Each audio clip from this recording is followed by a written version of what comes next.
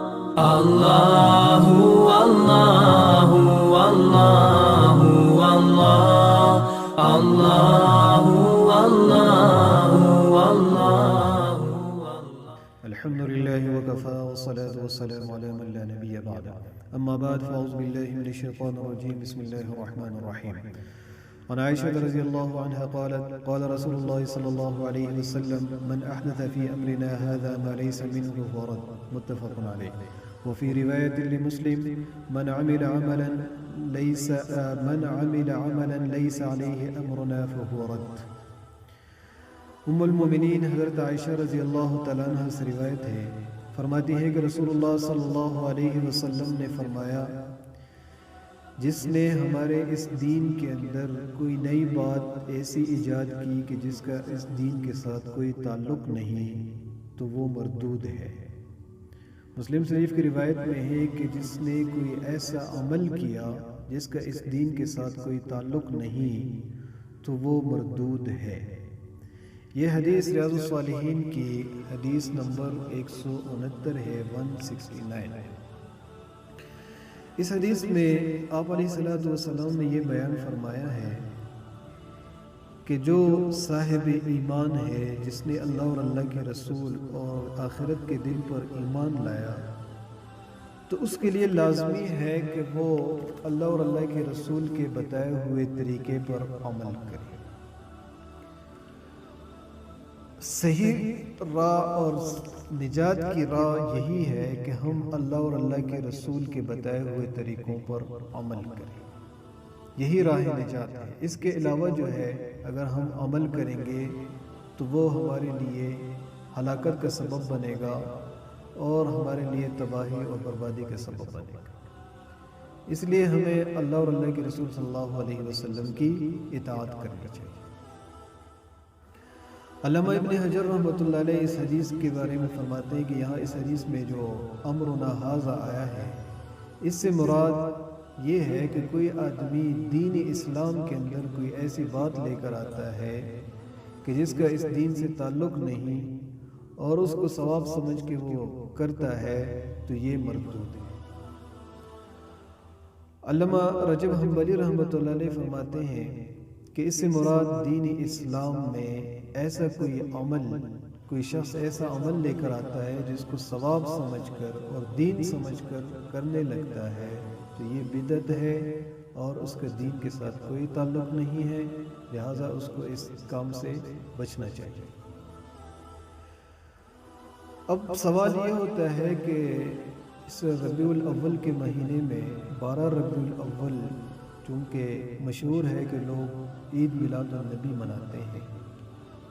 تو سوال یہ ہوتا ہے کہ آیا عید میلاد النبی منانا ثواب ہے، دین کا حصہ ہے، یا اس پہ ہمیں کچھ ملے گا کہ نہیں ملے گا، اور جو نہیں مناتے ہیں آیا ان کو کوئی گناہ ہوگا یا نہیں؟ تو اصولی بات یہ ہے کہ ہمیں رسول اللہ صلی اللہ علیہ وسلم کی سیرت کو دیکھنا چاہیے کہ حضور صلی اللہ علیہ وسلم کا اپنا معمول کیا ہے۔ آپ نے ربیع الاول کے مہینے میں یا اپنے پیدائش کے دن آپ کا اپنا عمل کیا ہے، آپ نے خود کیا عمل کیا۔ صحابہ کرام نے رسول اللہ صلی اللہ علیہ وسلم سے ایک دفعہ دریافت کیا کہ یا رسول اللہ، آپ سوموار والے دن روزہ رکھتے ہیں، اس کی کیا خصوصیت ہے؟ تو حضور صلی اللہ علیہ وسلم نے جواب میں فرمایا کہ چونکہ سوموار والا دن جو ہے یہ میرے پیدائش کا دن ہے،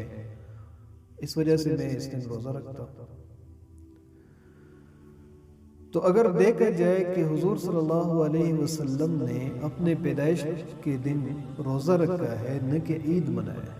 اگر آپ واقعی سنت طریقے پہ آپ کی میلاد مناتے ہیں یا آپ صلی اللہ علیہ وسلم سے محبت اور عشق کا اظہار کرتے ہیں تو اس کا طریقہ پھر یہ ہے کہ آپ پیدائش والے دن روزہ رکھیں۔ سب سے بہتر طریقہ تو یہی ہے، کیونکہ آپ علیہ السلام نے روزہ رکھا ہے تو آپ بھی روزہ رکھیں۔ اور اگر آپ کہتے ہیں کہ یہ عید ہے یا عید میلاد النبی ہے تو عید کہتے ہیں خوشی کو، عید اس دن کو کہا جاتا ہے جس دن خوشی منائی جاتی ہے، اور اچھے اچھے کھانے پکائے جاتے ہیں اور اچھے جو ہے کپڑے پہنے جاتے ہیں، جبکہ روزہ یہ ہے کہ بھائی آپ نے سب کچھ سے رک جانا ہے۔ تو عید، جس دن عید ہو اس دن روزہ نہیں ہو سکتا۔ تو اس لیے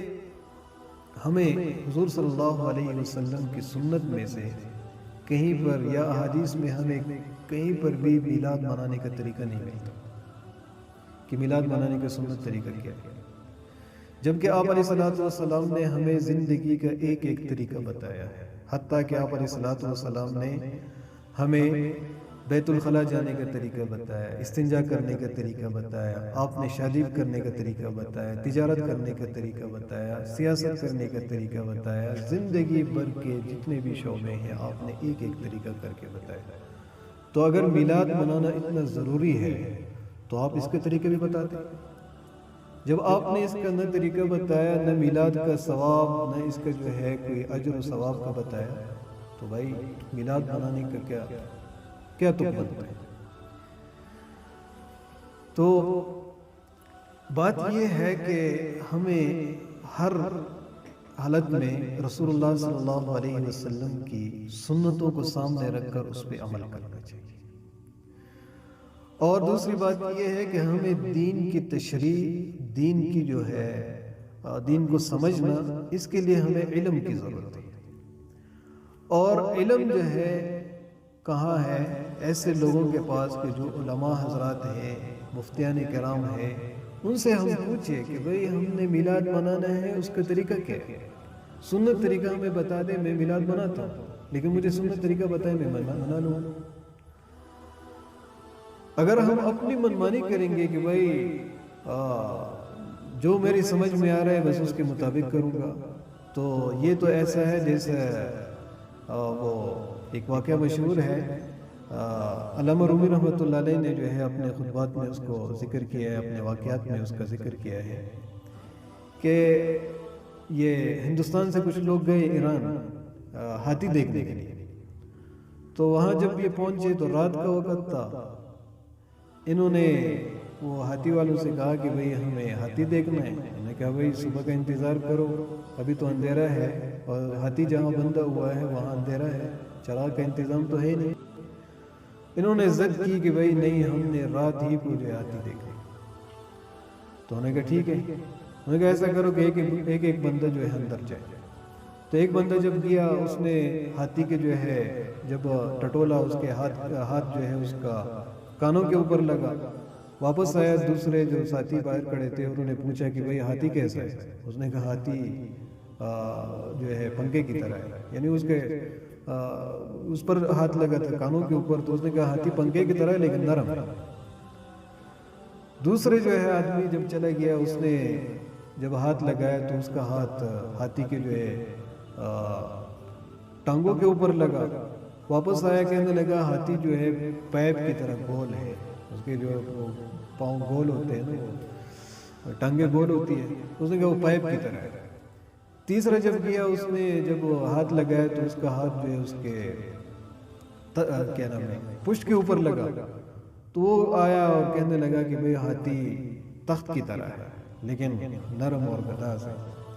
تو ہر آدمی نے اپنی اپنی رائے کے مطابق ہاتھی کا جو خلیہ بیان کیا۔ اگر ان کے پاس چراغ ہوتا یا یہ دن کا انتظار کرتے، روشنی میں ہاتھی کو دیکھتے، تو یہ اپنی طرف سے تشریح نہیں کرتے بلکہ ہاتھی کو جو ہے اپنی آنکھوں سے دیکھتے اور بیان کرتے، کیونکہ ان کے پاس علم نہیں تھا، روشنی نہیں تھی۔ جب علم کی روشنی نہ ہو تو پھر اس طرح انسان جو ہے اپنی طرف سے تشریحات کرتا رہے۔ تو اس لیے ہمیں یہ چاہیے کہ ہم سنت طریقوں کو دیکھیں کہ بھئی سنت طریقہ کیا ہے، اور اگر خود نہیں آتا، خود ہم نہیں پڑھ سکتے، کم از کم علماء سے پوچھیں کہ اس کا سنت طریقہ مجھے بتایا جائے تاکہ میں اس پہ عمل کروں اور اس کے مطابق جو ہے میں اپنے زندگی چلاؤں۔ تو سب سے بڑی بات یہ ہے کہ اگر آپ نے حضور صلی اللہ علیہ وسلم سے واقعی محبت کرنی ہے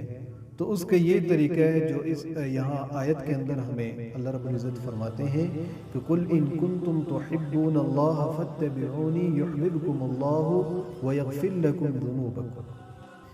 کہ اگر آپ نے اللہ کے رسول صلی اللہ علیہ وسلم سے محبت کرنی ہے اور اللہ تعالیٰ سے محبت کرنی ہے، یا اگر آپ میں سے کوئی آدمی جو ہے اللہ کی محبت کا دعوے دار ہے تو اس کے لیے حضور صلی اللہ علیہ وسلم کی اتباع لازم ہے۔ فَاتَّبِعُونِی، کہ اے محمد صلی اللہ علیہ وسلم آپ ان سے کہہ دیجئے کہ تم اللہ کی محبت اگر اس کا دعویٰ کرتے ہو تو پھر میری اتباع کرو، یعنی حضور صلی اللہ علیہ وسلم کی اتباع لازم ہے اللہ تعالیٰ کی محبت کے لیے۔ یہ اولین فرض ہے کہ ہم جو ہے حضور صلی اللہ علیہ وسلم کی اطاعت اور پیروی کریں۔ جب تک ہم حضور صلی اللہ علیہ وسلم کی اطاعت اور آپ علیہ السلام کی پیروی نہیں کریں گے تو کبھی بھی ہم جو ہے نجات تک نہیں پہنچ سکتے، نہ ہمیں راہ نجات ملے گی بلکہ ہم تباہی اور بربادی کی طرف جائیں گے۔ تو اللہ تعالیٰ سے دعا ہے کہ اللہ تعالیٰ ہمیں ان حرافات اور بدعات سے بچائیں اور ہمیں جو ہے